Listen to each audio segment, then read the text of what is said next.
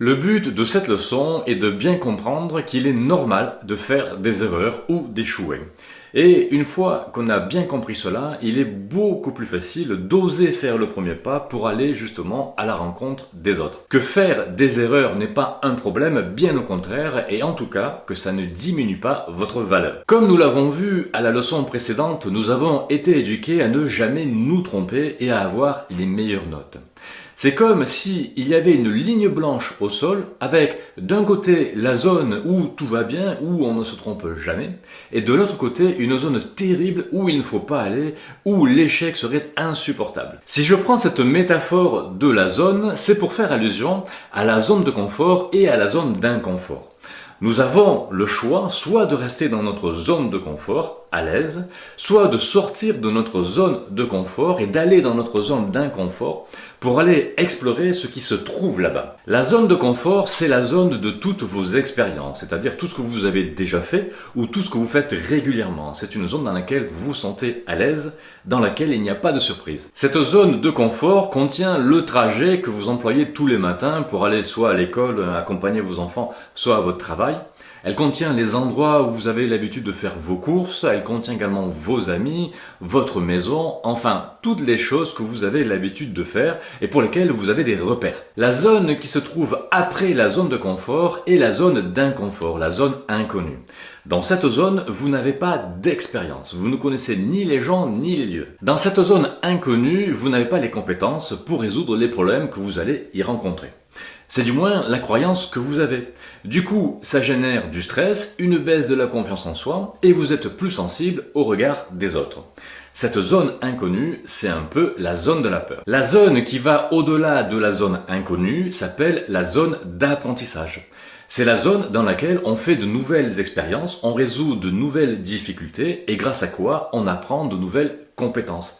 C'est de cette manière qu'on agrandit ainsi notre zone de confort. Et enfin, au-delà de la zone d'apprentissage se trouve la zone de bonheur. C'est la zone dans laquelle vous pouvez utiliser tout ce que vous avez acquis et tout ce que vous avez appris pour réaliser des exploits dans votre vie. Des exploits que vous n'auriez pas pu réaliser si vous étiez resté dans votre zone de confort initiale. D'où l'intérêt de sortir de sa zone de confort initiale et de vous autoriser à échouer, c'est-à-dire de prendre le risque de faire des choses que vous n'avez jamais faites. Grâce à quoi vous augmentez, vous agrandissez votre zone de confort finale. D'ailleurs, en matière de risque et d'échec, Nelson Mandela disait « Je n'échoue jamais ». Soit je gagne, soit j'apprends. À ce niveau de la leçon, vous devez sûrement vous dire, je vous entends, oui mais Bruno, comment on fait pour oser prendre le risque d'échouer? Eh bien justement, j'ai un exercice pour vous qui va vous permettre de vérifier que échouer ou faire des erreurs n'est pas si terrible que ça. Pour commencer, faites la liste des erreurs ou des échecs que vous allez commettre volontairement dans les jours qui viennent. Par exemple, allez chez le boulanger, prenez une baguette de pain et dites au vendeur ou à la vendeuse que vous avez oublié votre porte-monnaie. Ou bien, prenez un taxi sur un trajet citadin et à l'arrivée, dites au chauffeur que vous avez oublié vos moyens de paiement. Ce sont deux exemples typiques d'échecs ou d'erreurs que vous pourriez faire.